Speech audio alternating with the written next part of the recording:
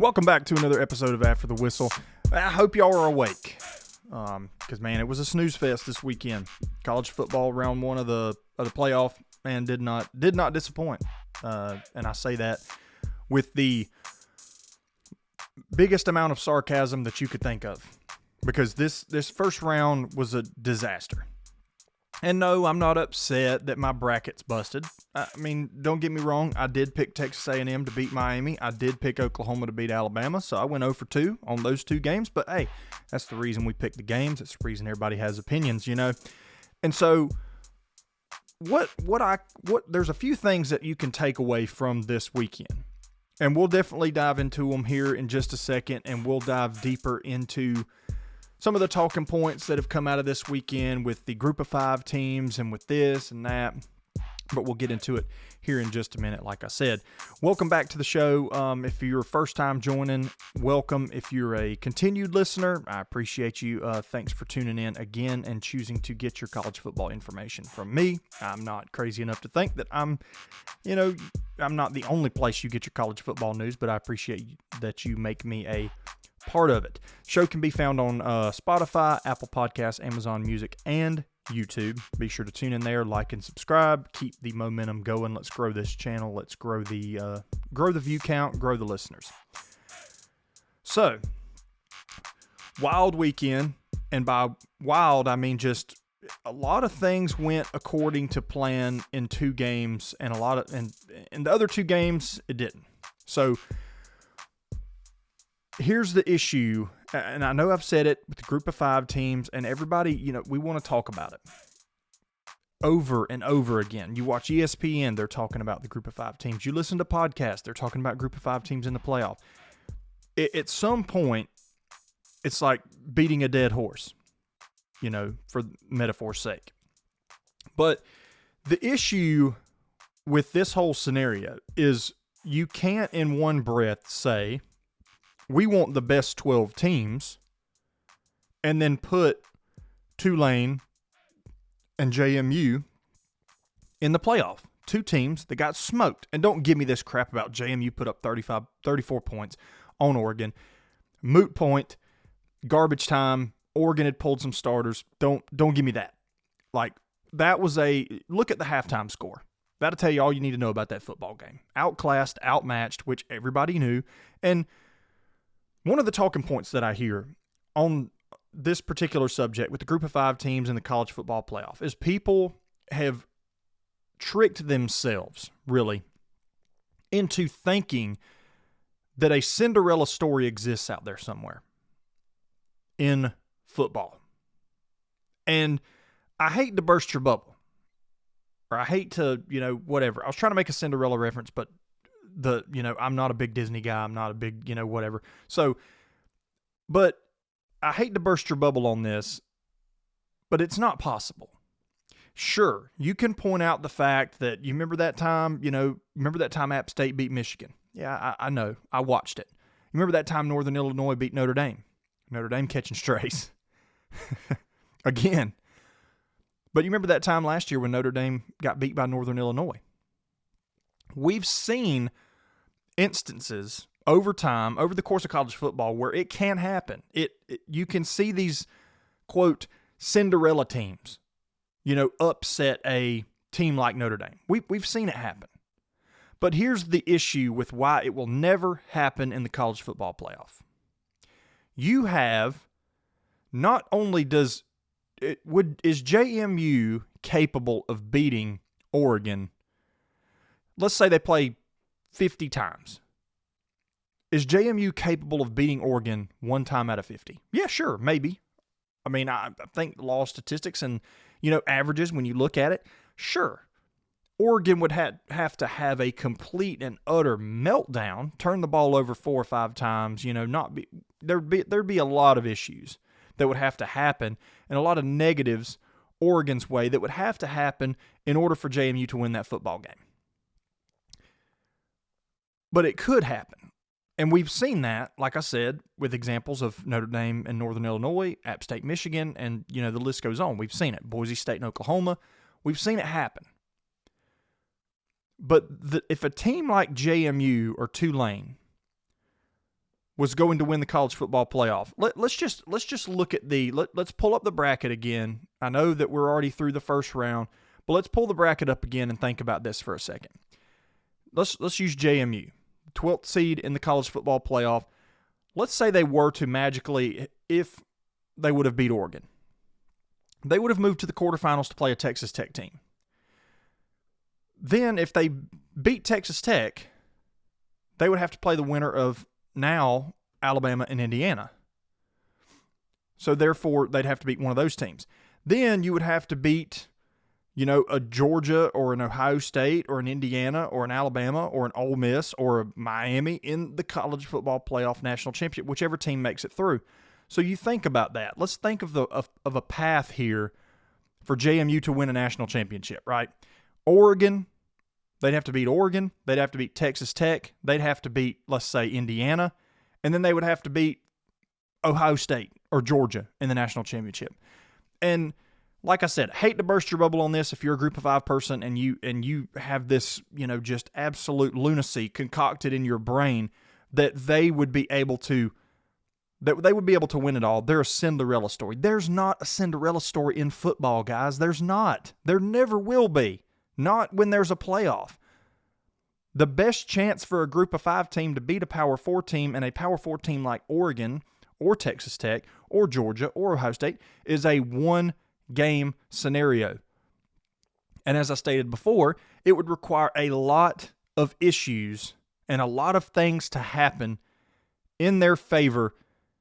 You'd have to maybe get a special teams touchdown in there. You'd have to have maybe a busted coverage. They'd have to turn the ball over a couple times, 2 or 3 times. You'd have to take advantage of those. Like there would have to be an complete meltdown where a Power 4 team spotted you 20-something points in order for JMU to win a game like that, or even Tulane for that matter. And it's not happening. So I believe that some changes need to be made to the college football playoff. I believe some changes need to be made. I believe they need to be made during this offseason. I think we need to change the verbiage. I understand the antitrust lawsuit that would be pending if a Group of 5 team wasn't able to make the playoff. I understand there's that out there, and the College Football Playoff Committee is opening themselves up to litigation if something like that were to happen and they were to leave a team out. But something has got to change. We need the 12 best teams because, like I said on last week's show, would you much rather, I know me and everybody in America, aside from James Madison fans, would have loved more to see a Notre Dame-Oregon matchup. Like we would have loved to see that, or whoever you want to put in there. We would have much rather seen whatever team was right there on the bubble play Ole Miss. I mean, you could name 2 or 3 teams. You could name you could say a BYU. You could say a Texas or whoever else. We would much rather have seen that game than what we saw. What you got was 2 very lopsided football games, and then you had 2 decently good games. And regardless of what you think about the Miami and Texas A&M game, it was a really good football game. I mean, if you like watching defense, really good football game. 2 really good defenses. Offenses had to take advantage of whatever they could, man. It was a good old-fashioned rock fight football game. But the other 2 games, I didn't even watch most of them. I mean, I don't get me wrong. I'm not going to sit here and lie to you and pretend like I watch these games. The rundown of these games here in a few minutes, guys, is going to be kind of short on these 2 because I checked my phone. I had it pulled up on my phone. I'd pop my phone open for 5 to 10 minutes and watch 5 to 10 minutes of the football game, and then put my phone back in my pocket. And then maybe I'd run across the TV that had it on. I'd look. They just weren't interesting. I'm anxious to see what the ratings are coming out of this. Like I would be anxious to see what the difference is in, say, the Alabama-Oklahoma game, what the ratings are and the difference between JMU and Oregon, and vice versa on the other side of the bracket. The Miami-Texas A&M game versus the Tulane-Ole Miss game. Like the ratings, it's got to be double the viewer count, at least. Double the viewers tuned into those 2 bigger matchups as opposed to the 2 smaller matchups. We'll see. I mean, I haven't pulled it up to look, but we'll see. But I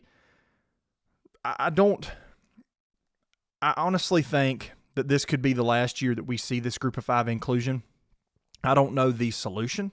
I mean, the solution, in my opinion, should be a separate playoff for the Group of 5. Because if you're JMU and you're Tulane, why would you want to go to the playoff and be a one and done? Why would you want to go to the playoff and get smacked around by Ole Miss or Oregon for 4 quarters just for the sake of saying, well, we made the playoff? What? You can't be a champion without winning. You want to be a champion. You want to win. You win your conference championship. Okay, great. If you're JMU, you won your conference. You won the Sun Belt. If you're Tulane, you won the American Athletic Conference, but that's it. That's where that's the defining moment of your season, is winning your conference. Wouldn't it be greater? Wouldn't it be better? More satisfying, whatever you want to call it, if you were able to go into a separate 12-team playoff with Group of 5 schools and win that way and win an actual championship, a national championship? Would that be better? Instead of just, right now we're just collecting a participation trophy, and you get the hoodies and you get the quarter zips with the college football playoff logo on them and your school logo, and you get to keep that for however long, for years now. You'll have that to talk about. But you can't say you won a championship. You just made the playoff, and you got your brains beat in by you were clearly outmatched, and you got your brains beat in by a better football team. There's no honor, there's no glory in participation trophies. There's not. Now, I'm not coming after that, but yes, this is essentially a participation trophy. I've never been a participation trophy defender, not at any level. You're not teaching kids anything. You can say what you want, but I remember growing up, I played football, baseball up into my late teens, early 20s. I played 2 sports for years. And I can tell you that when I was growing up and I was 10, 11, 12 years old, we used to play in, championship games, whether it was football, whether it was a tackle football championship, or whether it was a baseball championship or whatever else. And I remember distinctly, like, if our team did not make the championship, because you got first place trophies and you got runner-up trophies, whatever. Runner-up trophies are participation trophy. I don't care what your opinion is on that. That's mine. I never kept them. And call it whatever you want, but I didn't keep them. Like, if they said, "Oh, here's a little ribbon," or here's a little tiny trophy that just says you participated, everybody, no. Throw that thing in the trash, young man. Do yourself a favor. It's not there's no glory in it. You play the game, whether that be any sport. You play the game to win. That's the whole point. Otherwise, if you're not playing the game to win, you're not going on the field to win the game, why even step on the field? Why get out there? Group of 5 teams have no chance to win a football game against an Oregon in the playoff. Very slim chance, like I said, and it's a statistical chance. There is nothing on paper that will jump out to you and you go, JMU's got a chance here. That's why last week I said I'm not gonna give a path to victory for JMU, because there's not one. I'm not gonna give a path to victory for Tulane, because there's not one. We're not doing that. And, I heard a lot of people on other podcasts talk about, well, let's talk about, what JMU would have to do to pull the upset. Brother, it's not possible. Like, and I said last week, Oregon's going to curb stomp JMU. Ole Miss is going to curb stomp Tulane. That's it. Very short predictions on those 2 games for me on Thursday's show. Very short. So, call it what it is, call it whatever. I'm a participation trophy hater, inclusion hater. I don't feel like we should include Group of 5 teams in the college football playoff. JMU and Tulane are not 2 of the 12 best teams in the country. They're occupying playoff spots for teams that are more deserving, that could put up a better fight.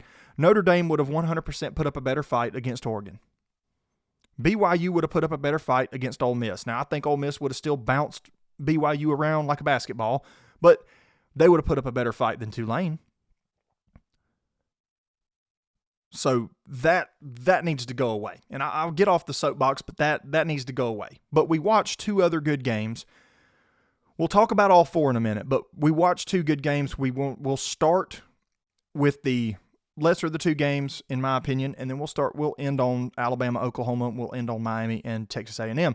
So James Madison and Oregon. Let's start there. Let's go out to Eugene and let's start at this football game. Oregon was just more physically gifted football team. When you got guys like Dante Moore, you got Noah Whittington, you've got Kenyon Sadiq, they've just got athletes all over the field. Oregon is not a team. Oregon's one of the teams to me, and y'all know by me revealing my bracket last week, that Oregon is my pick to come out of that side of the bracket.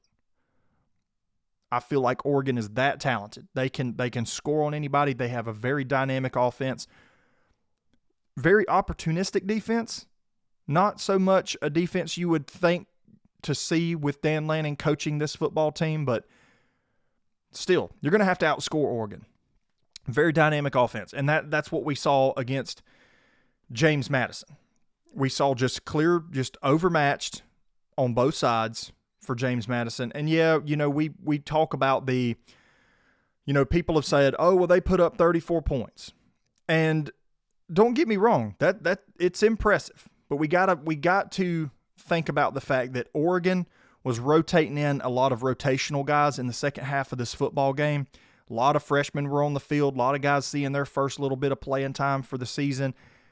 Yeah, James Madison outscores Oregon 28-17 in the second half, but I could care less because it doesn't matter. A lot of them, 28 of those 34 points are garbage time points, in my opinion. After halftime, we saw Oregon start to rotate a lot. Because Oregon's been a team that's had some playmakers that have battled some injuries. And why risk it?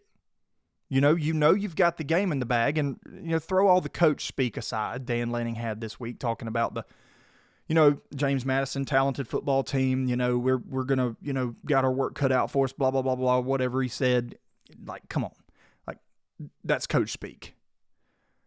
In the back of his mind, he's probably thinking, man, this is going to be great. I'm going to get to go up, I'm going to be up at halftime. I'm going to be up 34-6. I'm going to be able to start, getting some younger guys some playing time. I'm going to be able to rotate in some guys, keep some guys healthy for the run that we're going to go on. That's got to be a thought, regardless of what you say in front of the microphone. And I get it. All these coaches, they have to do that because it would be the biggest storyline in the history of storylines if Dan Lanning got in front of a mic last week and was talking about how they were going to bludgeon James Madison. I understand he can't do that. But he's got to be thinking in the back of his mind, this is just like, earlier in the season. Oregon played a Montana State for the first game of the year. This is essentially what that was. Oregon playing an FCS opponent. Played Montana State. Same thing. And here we are in the college football playoff. The college football playoff. And Oregon and Ole Miss are getting tune-up games in the first round. That's what these are. And that's the way Oregon treated it. After the second half, we saw it. Stat-wise, JMU stats, when we look at it, 509 total yards, 323 passing, 186 rushing. A lot of penalties on their side, 13 for 113, and then they held the ball for 35 minutes. So when we look at that, it's like, oh man, they almost outgained Oregon. They were within 5 yards of outgaining Oregon. But it's like I said, a lot of that occurred against guys that have never seen the field before in the second half. Now, I do think James Madison putting up 28 points against Oregon's reserves is still kind of it's still, I wouldn't say it's concerning to me, but it's still like, whoa, like that's a lot of points for an FCS school to put up against Oregon's reserves. And, I'm not saying it's a concern for me for Oregon. I still have my thoughts about Oregon. I still think this is a team that could make a run and eventually make it to the final show, make it to the national championship with the talent that they have. But, just a complete and utter domination. Final score 51-34. Oregon wins by 17. They don't cover. So if you bet Oregon to cover like yours truly did, you lost out on that one, unfortunately. Due to the fact that, most of the second half, James Madison's playing against Oregon scout team. Not really scout team, but you get the point I'm trying to make there. And, so Oregon moves on. Oregon's going to end up playing the Texas Tech Red Raiders in the quarterfinals. So definitely a better football game to look forward to, which we will get into later in the week on the prediction show. We'll talk about that one. Moving over to Oxford, Mississippi, Ole Miss Rebels beat Tulane 41-10, a 31-point victory. And if you bet Ole Miss to cover in this one, you came out pretty good, like I did. 17.5 was the spread at kickoff in Ole Miss's favor. Ole Miss clearly covers by about 14 points on that one. Pete Golding, the Pete Golding era is alive and well in Oxford, Mississippi. Charlie Weiss Jr. calling the plays. We saw some sound bites from Pete Golding after the game talking about, how Charlie Weiss had a little bit of a chip on his shoulder this week because all week people heard about, Lane Kiffin's offense. And he said, he had to call a good game because he had that little bit of a chip on his shoulder. I get that. That's very competitive and very, very admirable, to say. And I feel like, Ole Miss looked really good. They looked about how they've looked all year. This was about the same result that we saw the last time these two teams met earlier in the season. We saw a very dynamic, Ole Miss offense just be able to push the ball down the field at will. They gained almost 500 yards of total offense, held the ball for 28 minutes, 346 of those through the air, 151 on the ground.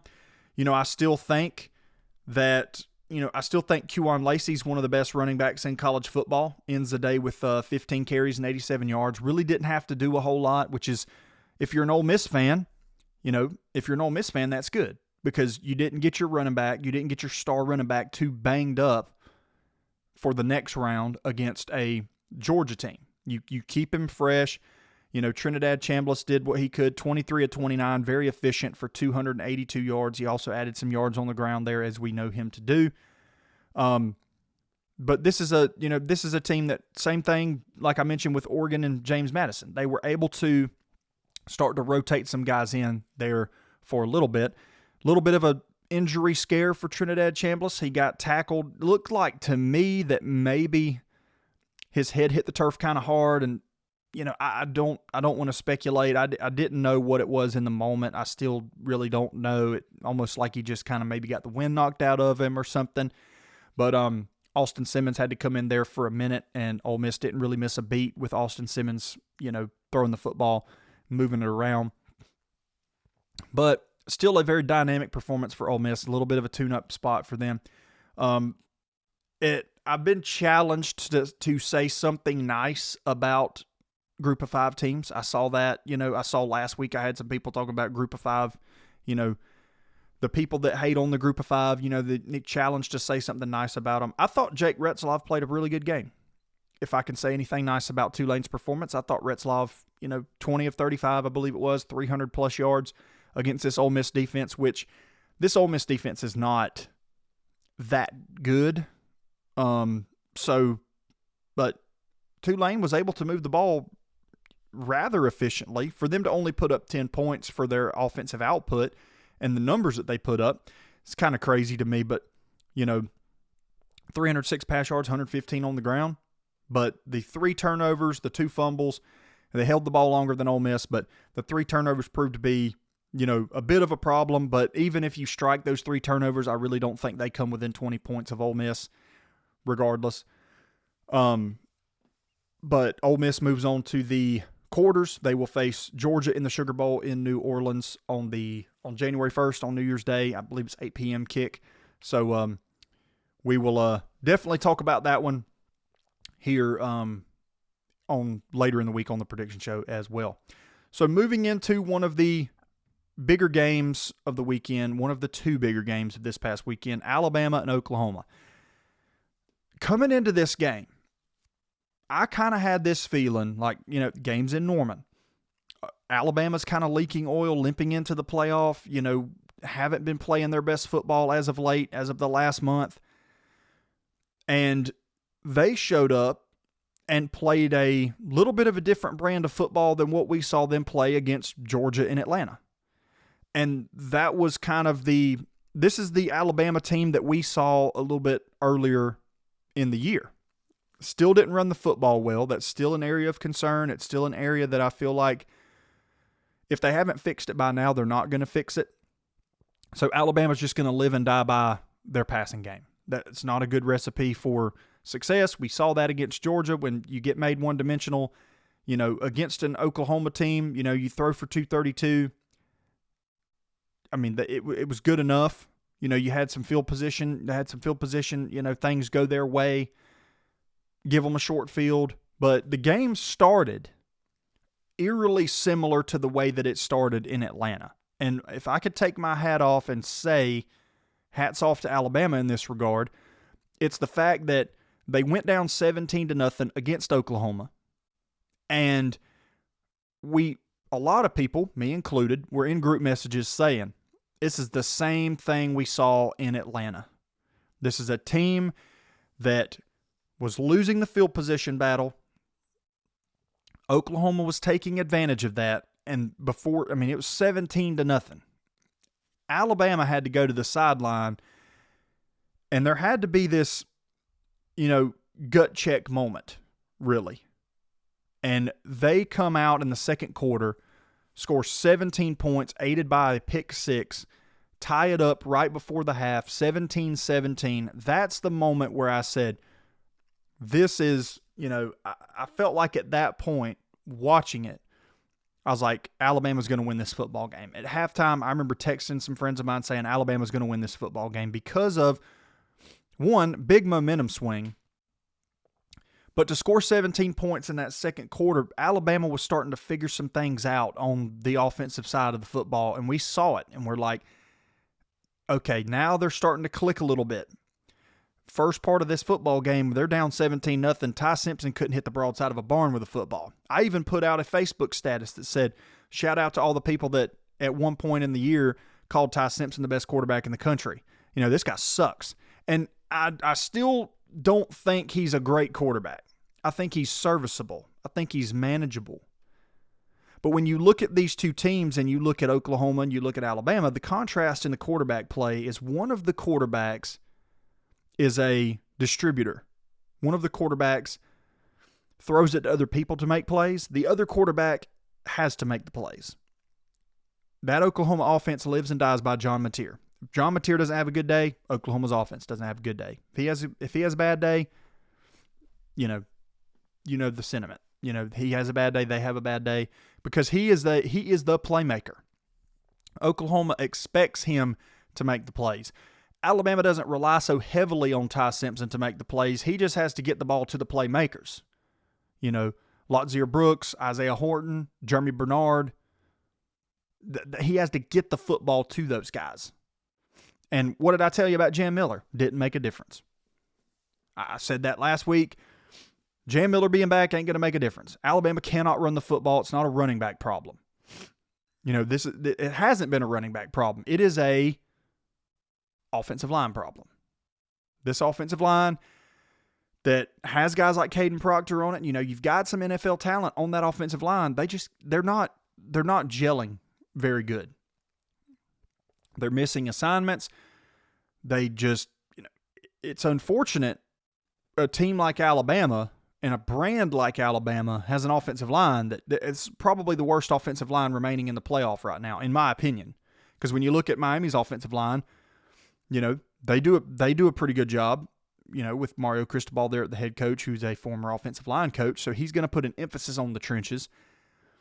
Then you look at Georgia's offensive line, a unit that has improved over the course of the year as they've gotten healthy. Ohio State's offensive line, really good as well. Texas Tech's offensive line is a pretty solid unit in their own regard. Oregon's offensive line, same thing. So there's an argument to be made. This Alabama unit's the worst offensive line in the quarterfinals. And that's the reason Alabama can't run the football. It's not a running back problem. You've seen people talk about it. Oh, when they get Jam Miller back, this could be different. they had Jan Miller back against Oklahoma, and they still, let's see, had it down in my notes here. I think it was 28 rushing yards. 28 rushing yards on 25 carries. So Jan Miller really made a lot of a difference. They went from -3 in the SEC championship to 28. Not too much of a difference. So Alabama's guy, like I said, if they haven't fixed it now, they're not going to fix it. They're just going to roll through. They're just going to depend on these playmakers like Bernard, like Brooks, like Horton. They're going to depend on these playmakers to make plays. And if they're not making plays and Ty Simpson's not on and can't get the ball to them, they're just going to fall by the wayside and they're going to crash and burn, just like we saw them do in the SEC championship. And we saw an Alabama team that took a lot of advantage of Oklahoma mistakes. Oklahoma in the first half versus second half, Oklahoma was a lot better on third down. Second half, not so much. A lot of 3-and-outs. And Alabama was able to take advantage of that. Very opportunistic approach there on that side of the football. But the pick six to me was like the big momentum swing that sent this game over the edge and sent the game into, that mode where it was like I was texting around saying Alabama's going to win this football game. After that, there's no denying it now. Like they looked like they were back in a good mental state. They were jumping around on the sideline. They were going crazy. They were singing along to 50 Cent when he came out. It looked like a switch was flipped in a different Alabama team. After that pick six, it was like flip of a switch. And then, they looked like the Alabama team that we saw against Missouri, Vanderbilt, Georgia, and Athens. They looked like that. And the slander, Alabama's defense, it's a defense you've got to earn every yard. They're still really good. Now, the absence of LT Overton hurt them up front, but it didn't make that much of a difference. I mean, Oklahoma, if we want to talk about Alabama's bad rushing numbers, we got to talk about Oklahoma's because Oklahoma had 55 yards on 33 carries. So it wasn't like Alabama couldn't run the football and Oklahoma did. Like we saw in Atlanta against Georgia where Alabama couldn't run the football, Georgia ran the football very well. There wasn't an inverse of that for these two teams. Neither team ran the football, and that's a credit to Alabama's defensive front, which I feel like a lot of people are sleeping on them. They're still a very good unit. They still got some very good playmakers, and then LT Overton gets healthy, that'll just make them even better. But I've seen people talk about how bad Alabama's defense are, and I just don't understand where we're getting that and what we're basing that on. What number, what statistic, what thing can you point out on paper and say this is why Alabama's defense isn't that good? They're a good unit. And that it showed it in this Oklahoma game once they settled in after they gave up the initial 17 points. The rest of the football game, they gave up 7. The rest of the football game. Their defense buckled down.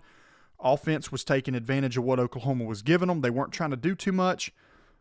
Oklahoma's a defense where if you get too aggressive, they can hurt you. And I feel like Alabama did a good job. Once they settled in, they were able to methodically move the football down the field, were able to take what Oklahoma was giving them, not try to force things, not try to do anything over the top, and just methodically move the football down the field and score. And I think they found the secret sauce to that Britton Venables defense, which I didn't think they were going to be able to. So eating crow today. So on that, but I just honestly didn't see Alabama getting through Oklahoma. But, third time's a charm in that regard, I guess, against this Sooner defense. All right, so by far and away the most interesting game to watch of the weekend was this Texas A&M and Miami game. Miami going on the road to College Station, and we didn't know what to expect out of Miami. Now, Miami was a team that finished the last month of the season strong. Really after the losses to Louisville and after the loss to SMU, we saw Miami finish the season strong. So Miami came in kind of as not the hottest team in college football, but one of the hottest teams. They were heating up as the season progressed. They squeak into the playoff because the committee decided after a month, 5 weeks of rankings, they were finally going to do the right thing and put Miami ahead of Notre Dame when Miami beat them on the field, and they're in the playoff. They go to College Station. I picked Texas A&M in this football game, but I was not foreseeing that Marcel Reed was going to have the game that he did. Marcel Reed had a terrible football game. And I'm not going to sit here and pretend like Marcel Reed is some great quarterback. You know, he's manageable, he's good, but what you saw with Miami, with Akeem Messidor and Ruben Bain, who we'll talk about here in just a minute, because, man, did Texas A&M's offensive lineman not light a fire under Ruben Bain? But we'll talk about them in just a minute. But the way that you control a guy like Marcel Reed, who relies heavily on his legs to extend plays, and when a play breaks down, he can take off and get vertical. You keep him in the box. You spy him. You spy him with a linebacker. And the first couple drives, when, you know, he was able to kind of leak out a little bit and start to run. And I remember thinking to myself, man, if Miami can't contain him, this might be a long day for him. And then it was like they made some changes, and it was a non-factor running the football. They made him, you know, it's like, no disrespect to Marcel Reed whatsoever, but the defense's formula to beat a guy like Marcel Reed is make him play quarterback. And that's what we saw. You know, and it's not saying that he can't play the position. He just has a specific skill set that makes him good at the position, where his legs allow him to extend plays and all of that. So he's not to get in too much of a word trap here. I'm not going to call the kid a bad quarterback. I'm not going to say he's terrible, whatever else. But you make him play the position the traditional way. You make him stand in the pocket. You make him make on-time and accurate throws, which we saw he's incapable of doing. Has he done it before? Yeah. But in this game, no. Even the interception to end the football game there in the end zone, that ball was behind the receiver, and it allowed Miami's corner to jump the route and was able to close it out and win 10-3. A&M all day struggled to do anything really on the offensive side. It was primarily due, in my opinion, to a, you know, lack of balance. You know, 89 yards, 35 carries, 2.5 yards a carry. Not really establishing any kind of a rhythm or any kind of balance on that regard. Now, they were great on third down, 8 of 18. Most of those third down conversions, you know, you've got to extend drives. But it was like they'd get a third down, and then they'd have a penalty, and then it was just they were shooting themselves in the foot a lot. Just a very sloppy game from them. And when you've got a quarterback who's off his game, can't hit targets, you've got to do everything in your power to help him. And when you can't run the football, you can't take a load off the quarterback. He's got to be the playmaker. He's got to be the focal point. That, to me, is not where Texas A&M excels. If Marcel Reed's got to be the guy to win you football games, and he's got to go out there, scramble around, do all this magical stuff, and he's got to win you football games, it's not going to happen. You're not going to do it that way. This isn't Johnny Manziel back there anymore. This isn't Johnny Football, who can kind of take a game over by himself and go do it. That's not Marcel Reed. Now, he has his skill set, as I've mentioned, but when you limit that skill set and you make him what you want him to be as a defensive coordinator, and you make him say, and you go, we're going to make him play quarterback, we're going to make him stand in the pocket, and we're going to make him make on-time and accurate throws, and he couldn't do it. And the inverse of that is, if we want to talk about quarterbacks, Carson Beck didn't play a good game either. The difference in this football game, to me, the biggest difference, one team ran the football for over 6 yards a carry. One team ran for 2.5 yards a carry. Miami, Mark Fletcher Jr. ran the football like a madman. I think at one point he was averaging like 11 yards a carry. Just unreal day for him. Malachi Toney, who I said last week, one of the guys that, you know, can take a game over, just very shifty. You know, the fumble that he had, for his team to come back and trust him in some key areas down the stretch, and him to catch that touchdown that puts Miami up 10-3, shows you the faith and the trust that they have in that, in Malachi Toney. As a freshman, as talented as he is, We saw the emotion on the sideline when he made that fumble. The kid thought he lost the game. You know, the kid thought he had lost the game for him. He was upset, but comes back, redeems himself. Miami just had the playmakers, and they made plays. Fletcher and Tony put that team on their back in the fourth quarter on that touchdown drive, and they went and got it.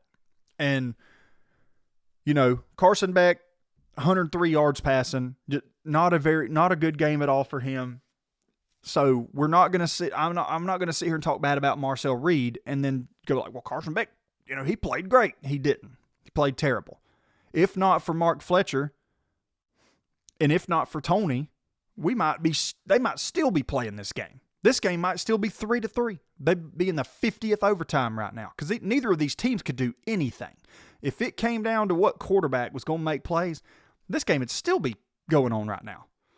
They'd probably set the record for the longest game in college football history. I mean, it was unreal, the experience that you have in Miami at the quarterback position, and he can't make plays. And yeah, the wind gusts. Oh, whatever. He was missing slants. Both of these quarterbacks were missing 6-7 yard slants. That's not a throw that's affected by the wind that much. So don't give me that. Like, don't sit here and tell me that, oh, well, the wind played a big factor in it. Not on a 6 or a 7 yard, not on a drag route. I watched Carson Beck throw a drag route to a tight end across the middle of the field, throws a drag 4 yards behind his tight end. That's not a wind problem. That's a quarterback problem. He's just not that good. Yeah, he's got the arm. He's got the size. At 6'5" and 220 pounds or whatever. But he doesn't have the intangibles. And Miami is not going to go any further if something doesn't happen there. Because we talk about Bama being one-dimensional. Miami, borderline one-dimensional. If it wasn't for Malachi Tony, this team would live and die by Mark Fletcher or Fletcher Jr. It would live and die by him. But you're glad that you have those guys like that because they can just take a game over when your quarterback's not on his game, which is more times than not with Carson Beck. But when you have those guys that can take that game over, it's very beneficial to that football team. Miami, I felt like, I'm going to give them some credit here. They showed a lot of grit. They showed a lot of toughness. Shout out to the Texas A&M offensive lineman that wanted to open his mouth last week because talking about how, you know, Reuben Bain wasn't going to be a problem. You know, Trey Zune says, and I quote, "I don't think he," referring to Reuben Bain, "is a threat that we need to worry about. We will be able to handle him." Reuben Bain's stat line against Miami: 5 tackles, 3 sacks, 4 tackles for loss, and a blocked field goal. So, and I don't know if y'all noticed this. This Trey Zune kid, number 60 for A&M, he got worked by Akeem Mesidor. There was a few times where Mesidor was pushing him back into the lap of Marcel Reed. I think I'd probably get my play up a little bit before I open my mouth because this dude looked terrible. Like this is the guy. This is the guy that's going to open his mouth? Really? Like, we're not talking about a potential first-round draft pick, top 5 pick, offensive tackle, or whatever else. We're not talking about that guy. We're talking this guy. He got blown up multiple times by Mesidor, who, you know, a lot of the shine is taken off of Mesidor because of Reuben Bain. But, man, let me tell y'all, you got to watch number 3. That dude's good. That dude. Now, does he have the intangibles and is he as gifted of a pass rusher? He's probably not as finesse as like Reuben Bain. Reuben Bain's got the power and he's got the finesse. Probably why he's projected first-round draft pick. But Mesidor is just sheer power, man. He'll hit you in the mouth. And like I said, there was quite a few times where he drove Trey Zune into the lap of Marcel Reed and blew plays up, collapsed the pocket. So Miami, with that defensive end combo, they're starting to play football like they played earlier in the season when they were 5-0 before they lost to SMU, before they lost to Louisville. this Miami team, and I remember saying it on this show earlier in the season, this Miami team is really talented. They are really good. I remember I made an argument earlier in the season, they should be ranked number 1 over Ohio State at one point, because they had the talent, they had the guys on defense to be able to, play with anybody. And this proves it. Now, regardless of if people feel like, A&M was a little fraudulent, A&M took advantage of a little bit of a weak schedule. I feel like they did. I feel like they got a lot of the bottom feeders in the ACC. That's why they were where they're at 11-0 at one point. But it still doesn't take away from the fact that Miami went in there in their house in a tough place to play at Kyle Field with the 12th man and everything and beat them. And I don't care. This is an embarrassing loss. You put up 3 points in a college football playoff game. You're Texas A&M. Texas A&M's the only school in the country that I know of that could make a season, like an 11-2 season, feel like an 8-4 season, because that's what it feels like. It feels like a gigantic failure, because we heard about how good A&M was. We heard about how they were going to make a run, how talented they were, and everything else, and then just get bounced in the first round. Like, this feels like your typical A&M 8-4 season, even though they went 11-2. And yes, it was a step up. Yes, I feel like they'll get better from this. The question is been, brought up, is Marcel Reed the guy going forward? I'm not going to speculate on that. I think A&M needs a better quarterback. I don't think he's that guy. He's shown some flashes this year of being great. I don't think he looked that good against Miami. He hasn't looked that good most times this year. He's, against South Carolina in that first half, looked terrible. Saw some things in that first half that concerned me. And they rear their ugly head again with, he can't throw on time most times. He's not very accurate with the football. The quarterback position takes a lot of rhythm and takes a lot of timing.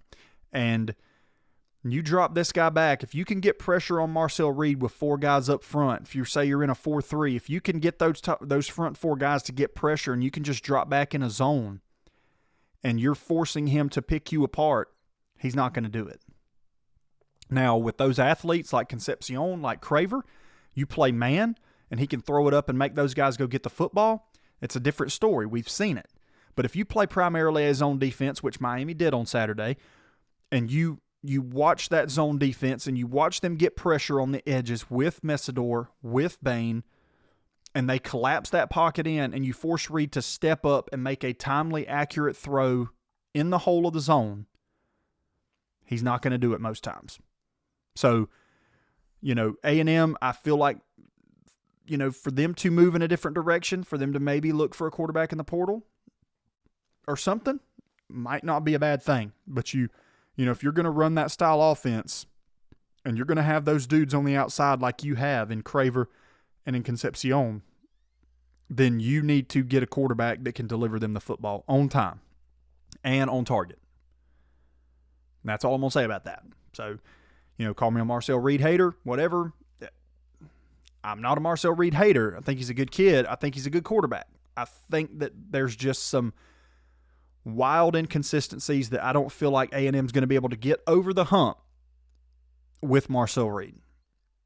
I think we could be sitting here next year about this same time, and A&M could go 8-4. Marcel Reed's junior season, they could go 8-4, and then we're looking at the same thing going, I don't think he's not the guy. And now 3 years have gone down the drain. You've wasted a lot of talent. You've wasted one of the most talented rosters in college football, because A&M is, and you have nothing to show for it except a first-round exit. No SEC championship, no nothing. So, Miami moving on. The quarterfinals of the college football playoff are set. And this is going to be, we'll get into this later in the week in the prediction show when we talk about it, but the quarterfinal games are set. A lot better football going to be coming out of this next weekend. My bracket's busted, so who cares? I'm not going to really, I don't even want to talk about my bracket. The only team that I picked Ole Miss and I picked Oregon. I got those right. I did not get the Alabama over Oklahoma right. I did not get the Miami over A&M right. So we'll still pick them, but my bracket's gone, so y'all can point and laugh, ha, ha, ha, whatever. Y'all can do that all you want. But we've got Oregon and Texas Tech in the Capital One Orange Bowl. We've got Alabama and Indiana in the Rose Bowl. We've got Ole Miss and Georgia in the All-State Sugar Bowl, and we have Miami and Ohio State in the Goodyear Cotton Bowl Classic. So 4 really good football games. We'll dive in deeper to them later in the week on the prediction show and talk about, who I think is going to win these games, the storylines around them, and, who I think wins and why, as we always do. But appreciate y'all tuning in again. This has been another successful episode of After the Whistle. Started off kind of rocky there. I was trying to gather my thoughts, get in a rhythm here. Everybody knows me, knows I have the gift of gab. I like to talk, but sometimes it's hard to get in that pocket, get in that rhythm. I'm also a drummer of 22 years. I play the drums since I've played longer than that. I've played since I was 9 years old. So you got to get in a rhythm. Got to get in that pocket. Got to stay in it. And so it took me a minute to get there. Took a little bit for the plane to take off, but once it took off, smooth sailing. Great show. I'll catch y'all Thursday on the prediction show. We'll talk about the quarterfinals. Thank y'all.